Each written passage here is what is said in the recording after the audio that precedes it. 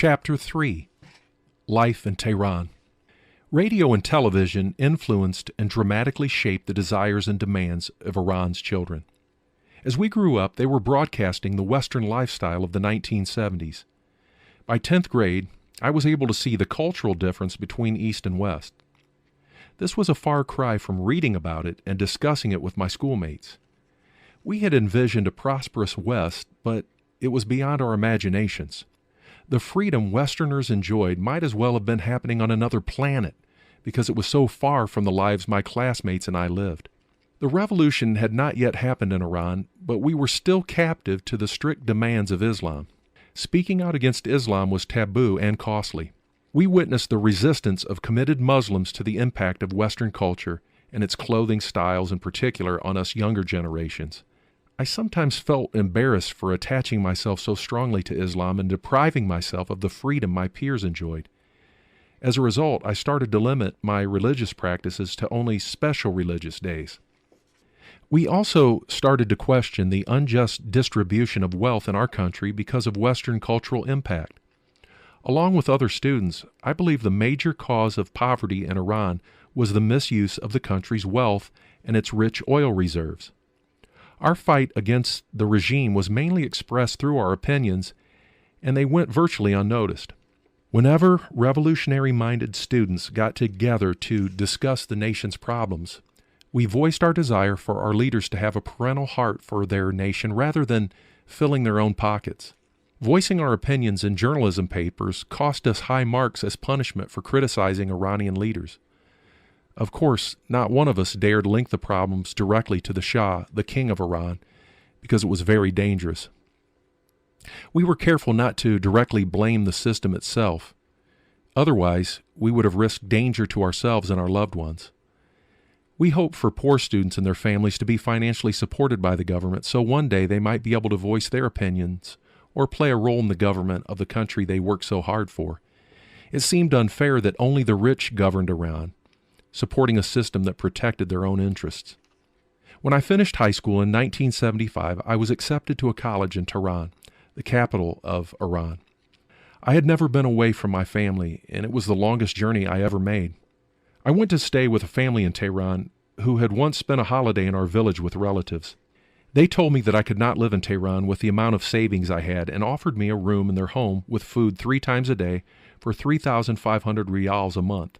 At the time, that equaled about $50. I was taken aback by the family's request for money because such an invitation never involved a monetary exchange. It was a cultural embarrassment to even suggest payment while you yourselves are enjoying free food and holiday with relatives and friends. I was desperate to move to Tehran, so didn't give their demands much thought. I agreed to live with them and pay monthly rent. I moved into their home soon after. I quickly discovered that unlike traditional Iranian culture, the mother of the family was the decision maker. There were also many questionable situations that caused me to wonder about the family's moral values. They seemed quite different at home than what I saw on their vacation in Talesh. It also puzzled me that I couldn't discern what jobs the family members held. They seemed to be trying to keep the specifics of their employment secret. This might normally be the case if someone was engaged in work that was criminal in nature or less prestigious or even immoral. It was a strange eye-opener living with these people because they were so radically different than the family unit I was accustomed to.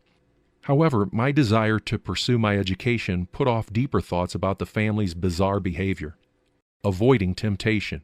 If this family was peculiar and difficult to figure out, I was certain about one thing: the motives of the youngest member of the family. She was in the 11th grade and her attitude toward me was troubling. This girl was set on involving herself in my life. I had come to Tehran with the hope that I would study and graduate from the university, and thoughts of girls were far from my mind. I did desire to build a relationship with a young and beautiful city girl some days, but not with this girl from a family that led such a secretive life.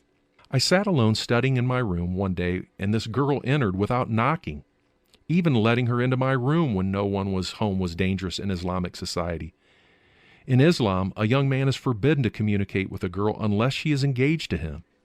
Even among nominal Muslims, the communication process cannot be lengthy unless this is permitted through the involvement of senior family members. Younger girls and boys who do not follow these principles can be forced to marry each other in order to preserve the honor of their families. Therefore, any tolerance of this girl's advances would force me to marry her. I couldn't afford to allow anyone to see her alone with me in my room. I was afraid, and I asked her to leave the room, but she ignored me. I wanted to force her out, but quickly decided against it. Instead, I left the house calmly and waited outside in the street. Soon after, one of her brothers, the friendliest of the bunch, returned. Fearfully, I explained what had transpired with his sister. I was so relieved when he turned his face away and said, "I know that little evil one." We returned to his home, where he approached his sister and exclaimed, "If this man tells me once again that you were in his room, I will kill you." He waited there until his parents arrived and warned them to be aware of the hardship the girl had created for me. This was a great favor he did for me. Homesick. I missed my family so much during the first months in Tehran that I would make the 8-hour trek home every weekend. The lifestyle in Tehran was unbearable to me. In smaller cities and villages, we not only cared for our family members and relatives, but also for others, even strangers. In Tehran, people seemed to care only for immediate family members. To make ends meet, people in the city were willing to cross ethical boundaries. I wanted to run away and take refuge in my village, even if only for 2 days each week. However, the constant traveling back and forth to Talesh was quickly drying up all the money I had saved for tuition, so I learned to live independently of my family, and my visits to Talesh became less frequent. My landlord's daughter continued to cause problems. After she became sure that I had no interest in her, she started to become hostile towards me in her family's absence. One day I lost my temper and said to her, "You were forbidden to come into my room. If you continue to do so, I will throw you out."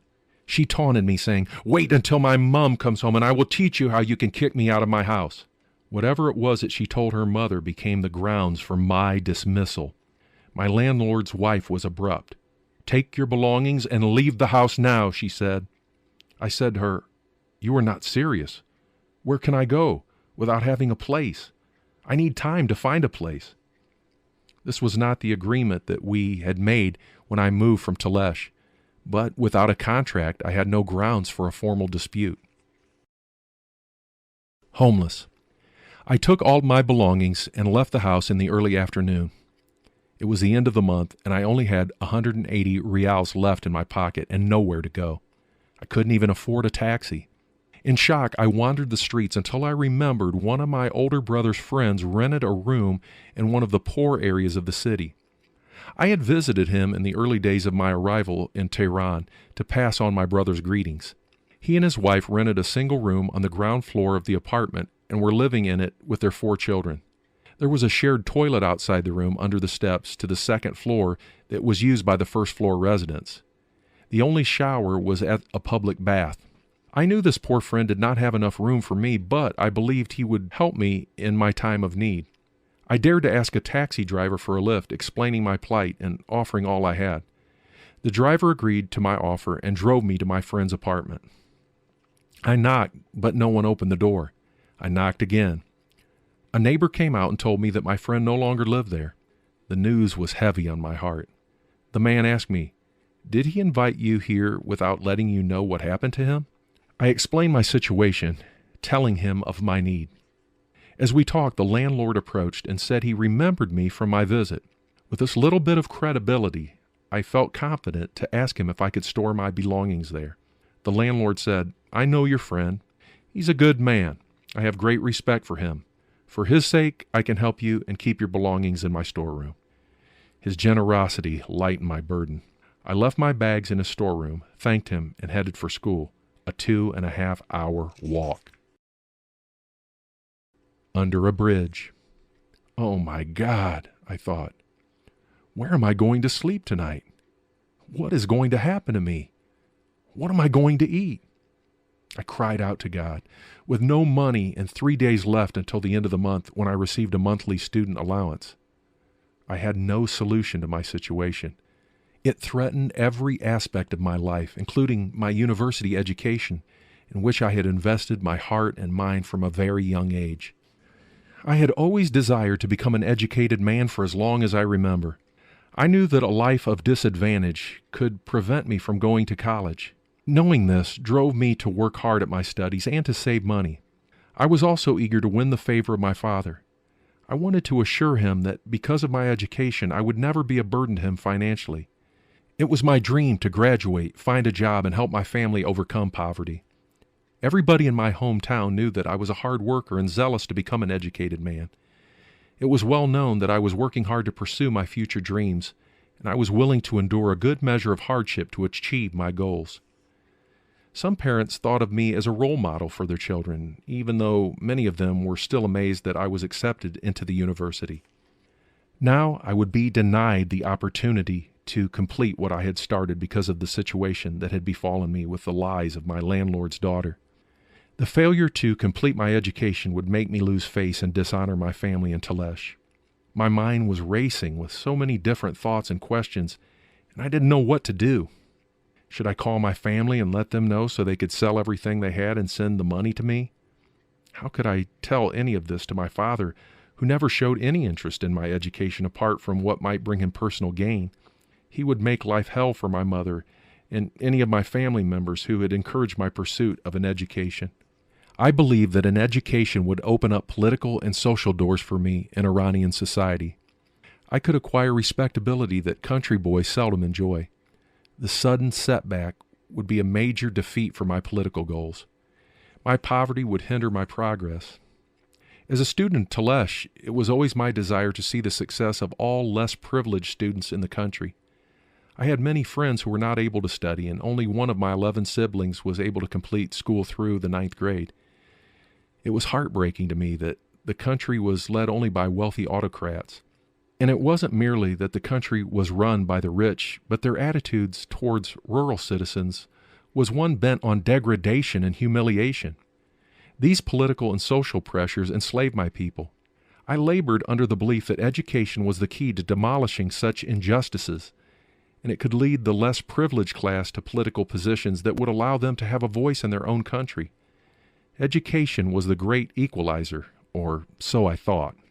As I tried to sort out all the thoughts running through my head, I made my way to a bridge in Tehran called the Bridge of Hafez. I felt very tired and needed to sit for a few moments, and the only quiet place I could find was under the bridge. I found a spot under one of the beams, sat on an old newspaper, leaned on the beam, and tried to rest. The decisions I faced were not easy to think about, and I was unsure of how I could build the courage to act.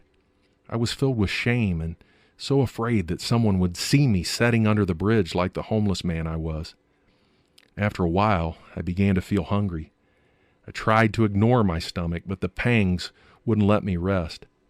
Suddenly, I remembered that I had a piece of bread in my pocket. Before the landlord's wife kicked me out of the house, I knew that I had 180 rials, and I would be able to survive on that until I received my monthly student stipend. But in that moment, when I was frantically gathering my belongings to leave, I realized that my problem was bigger than the 180 rials in my pocket. I retrieved a piece of bread that I had discarded in the small rubbish bin in my room. I couldn't have known that the bread that had meant so little to me that morning would become both my lunch and my dinner on the very same day. And if I didn't find a way out of my situation quickly, it might also be the last piece of bread I would eat for a very long time. The bitterness of homelessness and my hunger were wounding my heart so deeply. I started to complain to God. "Where are you, God? For years I've spoken to you. I always thought you were the only one who could help me. How many times do I have to call on you? Should I call to you again? Who else is going to help me if you are the sovereign God?" The hopelessness in my heart was overwhelming. "Oh, Tehran," I said, "you do not know what friendship is." A favorite saying in Iran is, "Who is who in Tehran?" The dogs do not know their masters. The pain of loss and uncertainty was heavy, so I bowed my head to rest. I tried to lie down, but the concrete was not smooth. I stood and saw a corner under the bridge where some boxes were spread. I walked over and could see that someone had already slept there. I was too tired to think anymore, so I laid myself down and slept. I couldn't tell how long I had slept because I didn't have a watch. It was ironic to consider that I could not even make a home there on the cardboard box where I had slept because it was already someone else's home. I looked around and there was plenty of space, but deep inside, I was concerned for my safety. It never occurred to me, even as I stood there a homeless man, that not all homeless people are drunks and addicts. Caring friends. Another concern began to plague my thoughts. Where would I shower, wash my clothes, shave, or brush my teeth? Tears filled my eyes. The fear of my unforeseeable future consumed me. Lost in my despair, I headed toward the university. I went to a campus cafe and sat in a corner. One of my classmates saw me and sat down. We were not close friends, but we had spoken a few times. He knew about the problems I had with my landlord's daughter, and he had also shared some of his problems with me. My classmate asked, "Is anything wrong? You look worried." He could see the pain and uncertainty in my face. I hesitated to share my predicament with him, ashamed of my poverty. Culturally, only one confides in family members. Strangers might listen, but not out of genuine concern or willingness to help. Recognizing my apprehension to open up, my fellow student said, "I know that I haven't been able to establish a strong friendship with you, but could you please accept me as your brother and let me know your burden? I promise to help you as a friend." His genuine compassion touched my heart, and I told him of the circumstances that I found myself in. "Tonight I'm going to sleep under the bridge of Hafez," I told him. My new brother looked at me with shock, and his eyes welled up with tears. He quickly excused himself to use the phone. My friend called 4 other classmates and arranged for us to meet with them under the bridge of Hafez without telling me. When he told me, I was embarrassed that he had told others, but he enlightened me as to the deeper meaning of the situation. "We have to be embarrassed," he said. "The rulers of this country must be embarrassed that a fellow citizen, the future generation of this country, is sleeping under a bridge. Let our friends come and see how it is to sleep under the bridge." I left the cafe with my friend to meet our classmates under the bridge of Hafez. There were other street kids there who had already made their beds for the night.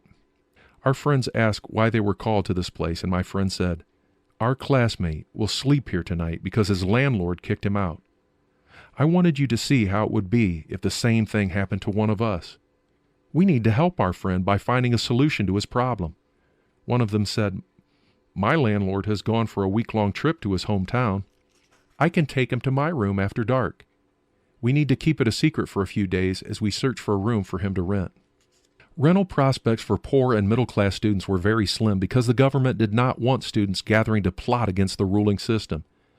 This caused landlords to become cautious about renting to students. If any rentals did become available, they came with very rigid conditions. My friend, however, made it clear to other classmates that my student money would not be in for a few days. They all chipped in enough for me to get by. I accepted their amazing generous offer, and within a few days I found a small storeroom in someone's yard to rent for 3,500 rials a month. The ceiling of the storeroom was so low that I was not able to stand straight up without hitting my head. I had very little money left for food after paying my monthly rent. Sometimes friends brought bread to me, but there were times when I had no choice but to rummage through garbage cans to find something to eat. My friends who knew about my situation found a landlord who was willing to rent a 2-bedroom apartment to 4 of us for 1,600 rials. They allowed me to pay only 2,500 rials and divided the remaining portion of the 1,500 rials among them. To show my gratitude, I decided to work hard to complete my education ahead of the 4-year schedule, so I completed my bachelor's degree in 3 years. Angry with God. The hardships I faced in Tehran caused me to be angry with God. In Islam, Allah is the creator of every calamity and the source of all pains. Quran, Surah chapter 57, verse 22. Even though I believe this, I expected to see hardships in other people's lives, but certainly not in my own. I believed that because I had tried my best and prayed diligently and lived a good life, that He would show me favor. My obvious expectations of Allah were that because of the obedience with which I had served Him, He would help me. I was more than dismayed when I found myself deserted. It was 1975 when the political regime lost its full control over universities. Students were finally able to meet secretly to discuss problems or their beliefs. I heard some of my classmates rejecting the existence of God, since he was invisible, inaccessible, and unhelpful. I already had a good excuse to share their views with them, so I ignored Allah and became involved with atheist and communist groups. I even called myself atheist after a while. I really didn't understand atheism or communism, but my anger toward Allah provoked me to engage myself in godless activities. I gradually began to doubt God's existence. Who is God? I asked myself. If I don't see him or his help and cannot touch him, this means he does not exist. Universities were quickly becoming hotbeds of secret discussions about beliefs and ideas beyond Islam, and I began to lean toward students who were espousing communism. I read books about communism that were distributed secretly among the students. It was still dangerous for students to openly gather to discuss religion or any ideology that might pose a threat to the regime in Iran. Revolutionary students would gather in the mountains in the northern part of Tehran. Students could escape during weekends, as so many people often went to the mountains for picnics. They used this as a cover, but their time was spent planning Iran's future. Two major groups developed who claimed to be against the regime. They were the communist and the fundamentalist Muslims, each with their own subgroups. At the weekend retreats, thousands of students went mountain climbing and sang revolutionary songs. The Shah's civil police were there to spy on the students, and they caught, tortured, and even killed some of them. Nevertheless, the mountains were still more secure for the students than the city. Some of my classmates were involved with the fundamentalist Islamic groups. I had the opportunity to discuss creation and evolution with them. Interesting doctrinal and philosophical questions were raised, some of which were hard to understand. I studied books about both doctrines in order to take a clear stand. Through my studies, I realized that the world could not have been created by itself. I knew that there must be a divine creator for the universe. This realization eventually led me to join the fundamentalist Islamic students and help to overthrow the Kingdom of Iran and bring the Ayatollah Khomeini into power. We blame the Shah for the widespread poverty in a country that had such rich oil resources.